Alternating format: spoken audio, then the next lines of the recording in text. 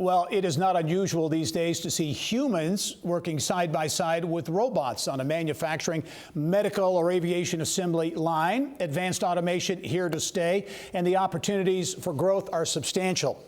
Vincennes University wants to play a key role in building a pipeline of talent to send into the automation workforce. Vincennes making a big investment at its Jasper campus recently, installing 11 collaborative robots, or cobots, at its Center for Technology, Innovation, and Manufacturing. What does it all mean for Indiana jobs and the economy? We get some insight from Vincennes University President Chuck Johnson. And President Johnson, as always, welcome to the show.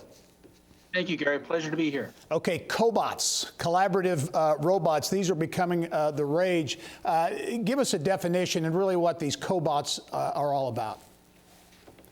Well, cobots, or collaborative robots, are really designed not to replace human work, but to enhance it, to work alongside humans, maybe do some of the repetitive type tasks, or the tasks that maybe are not so skill enhanced that they need to be able to be done by a human. So that frees humans up to do the things that are more analytical, review, some of the quality control types of things, as well as do troubleshooting and things like that. So they're really an extension of a human worker, more so than a replacement. Yeah, and they're here now. This isn't something of the future. They're here now.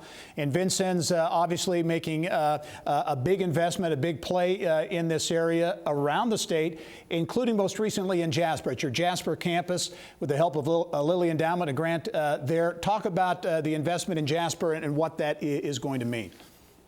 So we've set up a collaborative robot lab on top of our other automation labs there in the Center for Technology, Innovation, and Manufacturing.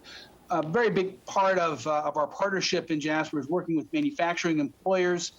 We work with them on a lot of things with regard to automation and industrial maintenance programming. We do work-based learning programs. And so this is a build-out of that technology that we offer there. It's an opportunity to give our students and our employers a chance to try these new technologies, to explore how they may be able to deploy them into their plants and facilities.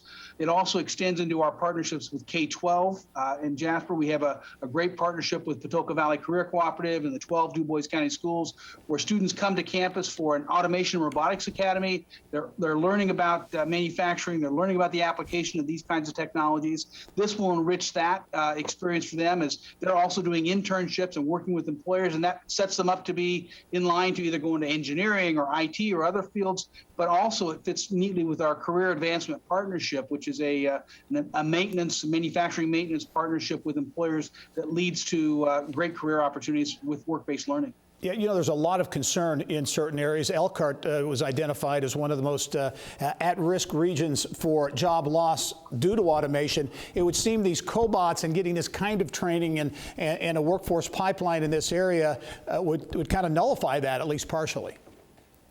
I think it will. I think it will just enhance the productivity of workers in logistics and manufacturing, and as you mentioned, in many other areas. So the great thing about cobots is they come in all different stripes and sorts, and they can be adaptive. You can move them around to have an application on this line. You can move them over here and set them up to work in a different way.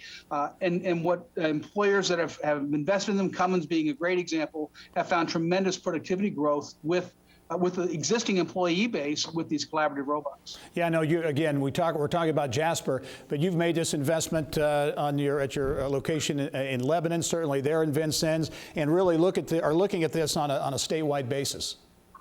It is. It's a big part of our growth strategy in terms of reaching into these new employer areas, as well as working with existing employer partners. So when it's all said and done, we'll have 3 of these larger labs, these more core labs.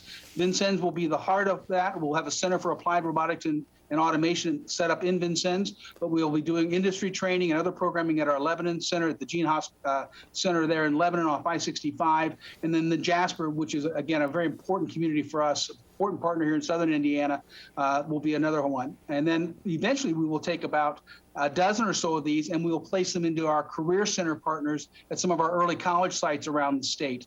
And so we expect this will be the first wave. We're going to have about 38 deployed when it's all said and done, when the dust settles. And then we expect that this will be technology that will continue to grow and replenish and build out with new applications. Vincennes University continuing to innovate, certainly in the technology, the workplace space as well. Vincennes University President Chuck Johnson, as always. Chuck, it's great to see you, and we look forward to following this story. Thank you, Gary.